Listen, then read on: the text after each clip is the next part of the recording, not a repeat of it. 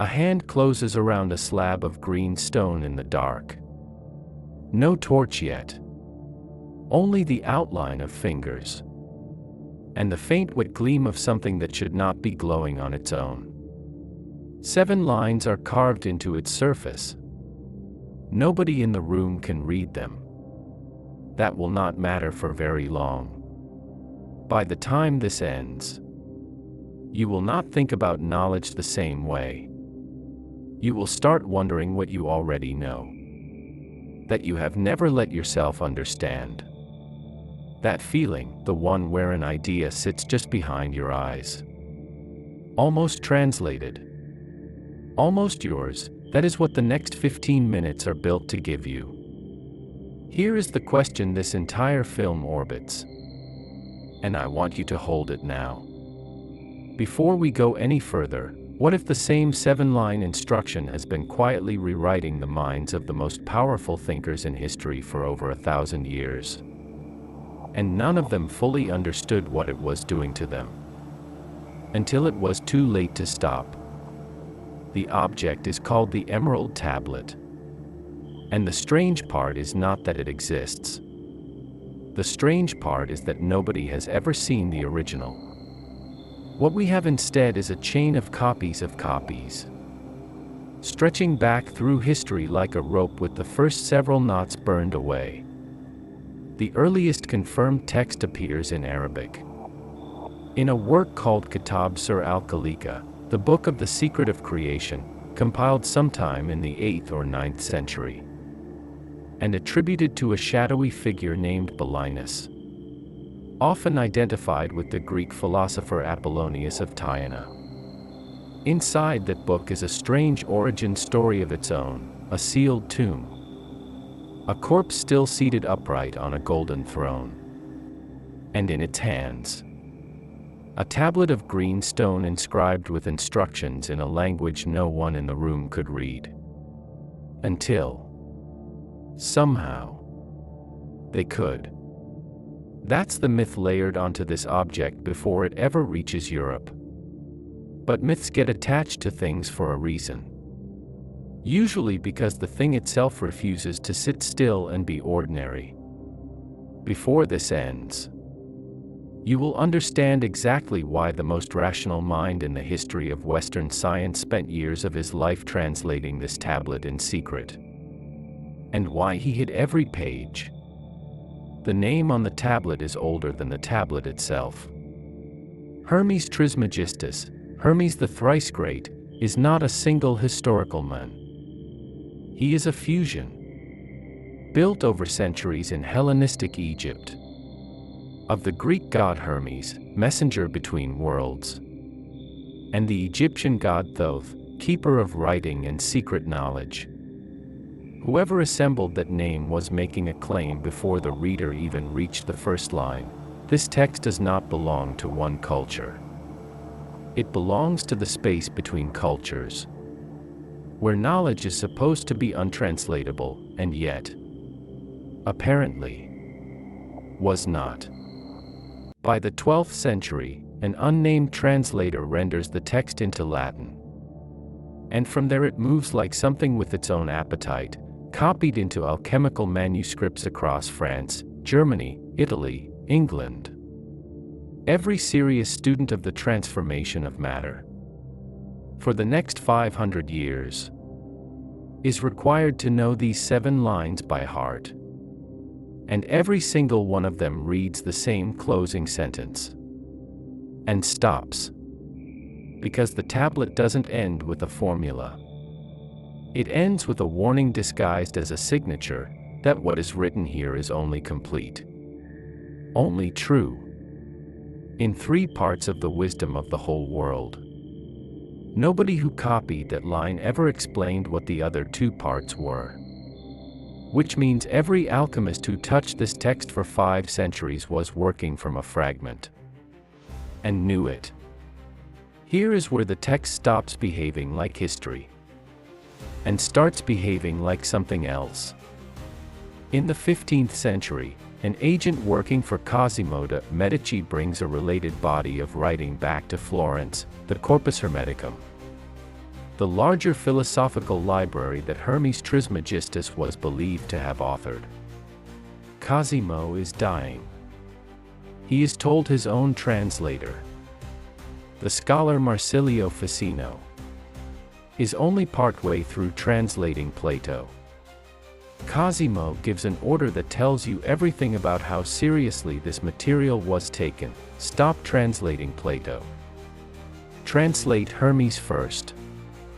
A man on his deathbed, with limited time left to understand anything, chose the tablets tradition over the philosopher considered the foundation of Western thought. And now go back to the question from the beginning, the one about the sharpest minds in history being quietly rewritten. We have not yet reached the sharpest one. The tablet itself is short. Depending on the manuscript, it runs somewhere between 7 and 13 lines. And most of it reads like a riddle deliberately built to resist a casual reading. It speaks of a father and a mother, the sun and the moon, that carry something inside the belly of the wind. It speaks of a single thing, born from a single source, through a single act of adaptation.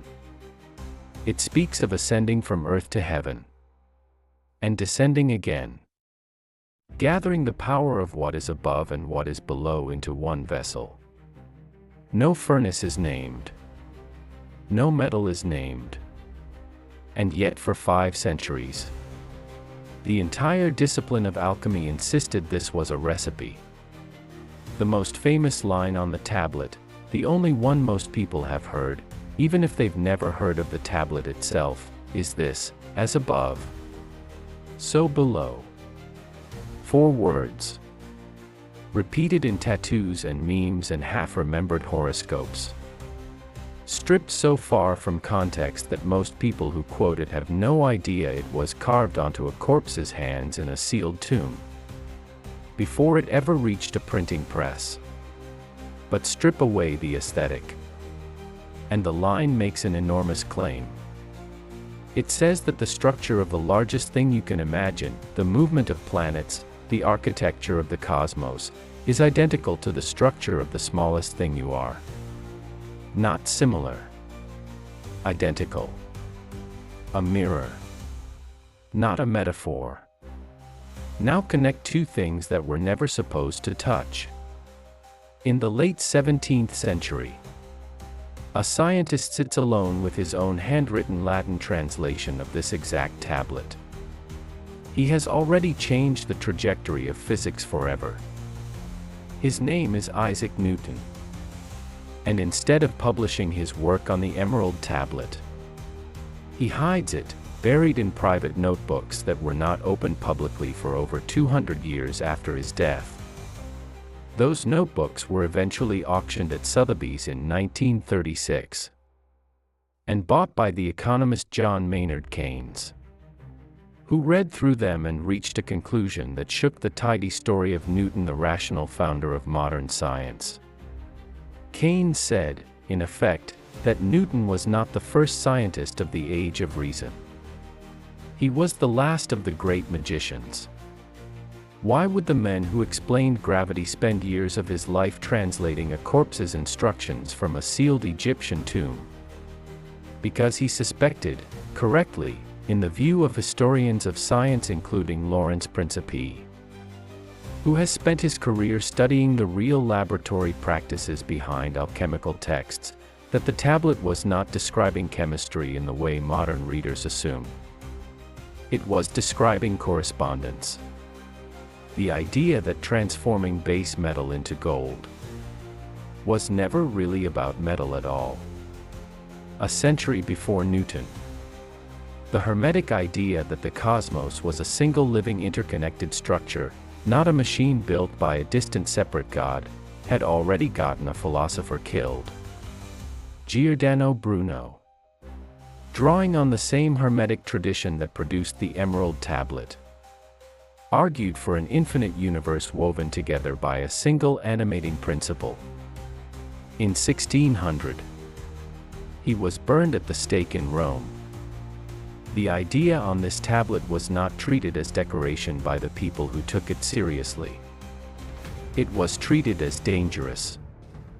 3 centuries after Newton hid his notebooks, a Swiss psychiatrist named Carl Jung spends the final decades of his life doing something almost nobody in his profession takes seriously: reading medieval alchemical texts, including commentaries built directly on the emerald tablet, and treating them as psychological instruction manuals rather than failed chemistry.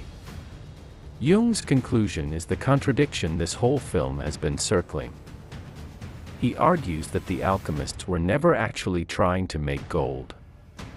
They were describing, in the only symbolic language available to them, the process of psychological transformation, what he called individuation. The base metal was the unexamined self. The gold was integration. The furnace was suffering.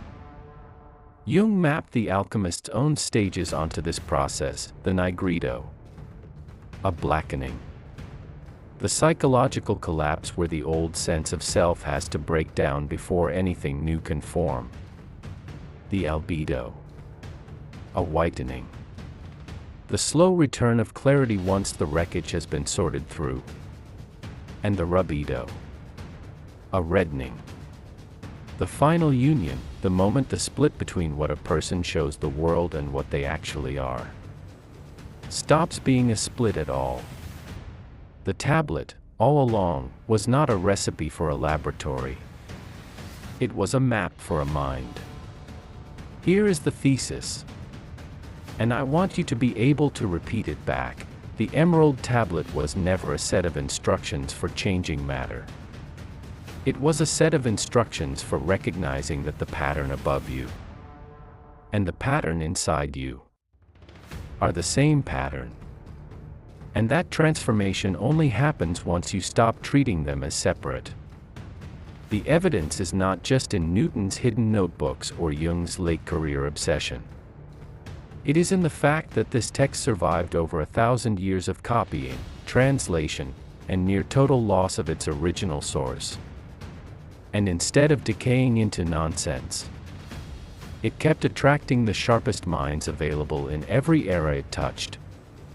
A Medici prince, the father of modern physics, the founder of analytical psychology. A false instruction does not survive contact with minds like that. A false instruction gets tested once, fails, and gets discarded. Thousands of alchemists across centuries lit real furnaces, mixed real minerals, and tried to produce real gold from base metal. Every single one of them failed. If the tablet were only ever a chemistry manual, that failure rate should have killed it within a generation. Instead, the text got more prestigious with time, not less. The literal experiment failed constantly. The underlying pattern kept getting rediscovered anyway, by people working in isolation from each other, centuries apart, with no way to compare notes. That is the signature of something structurally true, dressed in a language that only reveals itself to a reader willing to stop looking for gold in the fire. Go back to the room, the hand, the stone, the 7 lines nobody in that tomb could read. They could not read the words, but something in them still understood the shape of what they were holding, the way you understand the shape of a door, before you know what's behind it. You have spent the last 15 minutes doing exactly what every real reader of this tablet has done for 1,000 years, waiting for it to become a story about metal, and slowly realizing it was a story about you. The tablet never needed to be translated. It needed to be recognized. As above, so below. So, quietly, and without asking permission, within.